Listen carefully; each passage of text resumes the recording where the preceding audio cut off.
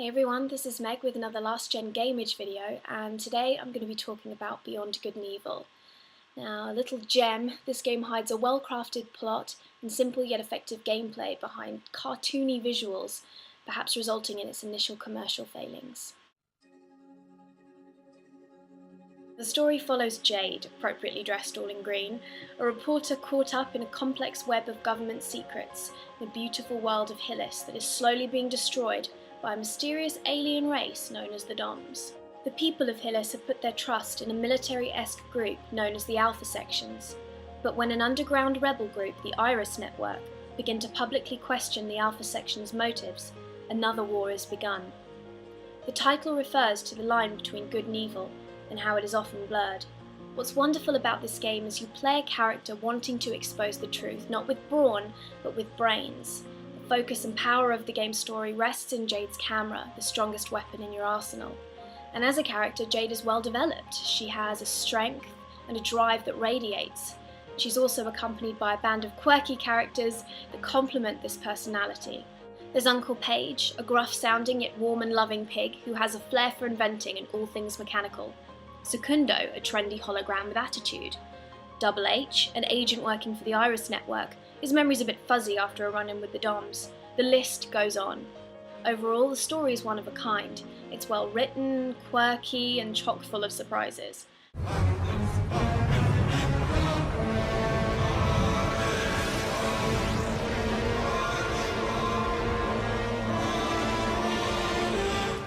The gameplay is a successful mix of stealth, platforming, driving, and third-person action.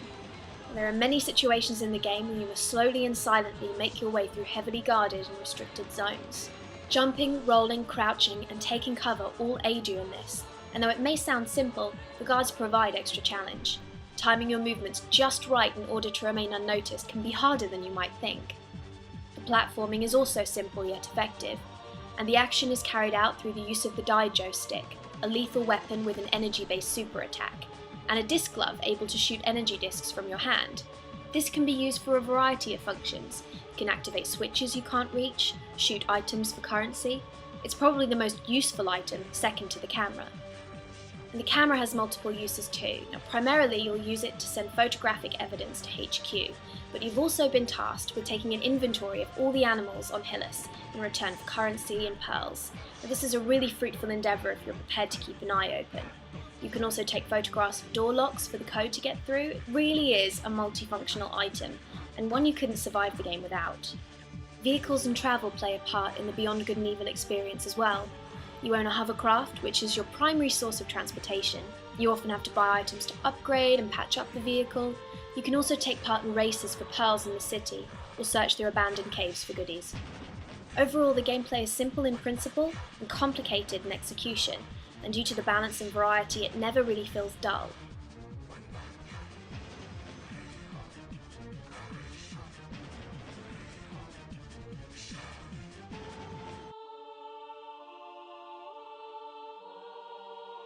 Now, this is perhaps the only aspect of Beyond Good and Evil that lets it down, not because the graphics are poor, but because they don't quite match up to the somewhat mature subject matter.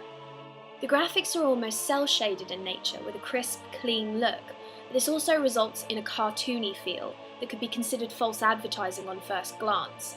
For example, what you see on the front cover in no way indicates the seriousness of the plot. It's the same principle as watching a movie trailer that makes a film out to be a romance when in reality it's an action horror. Disappointment usually follows, and Beyond Good and Evil, on looks alone, could put some people off buying the game.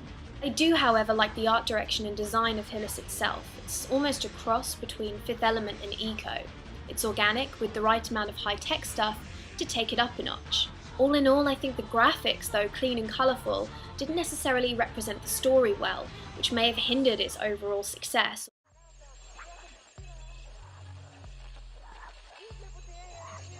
The soundtrack is a perfect blend of kooky lyrical tracks, serene melodies, and grave pieces.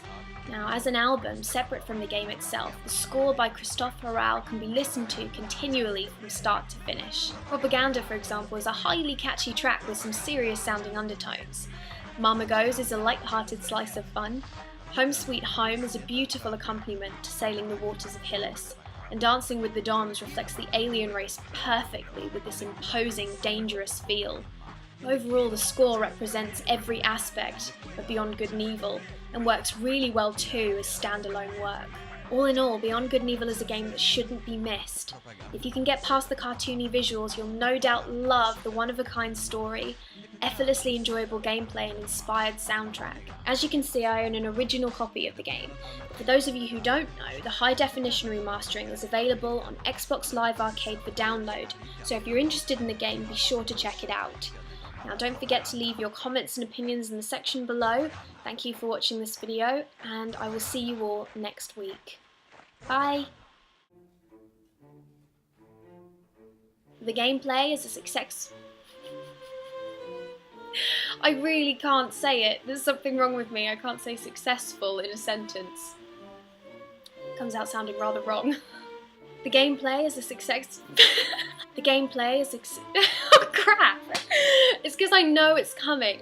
I'm telegraphing me messing up and then I mess up because I'm telegraphing it. The gameplay is a success... The gameplay... The gameplay is a success...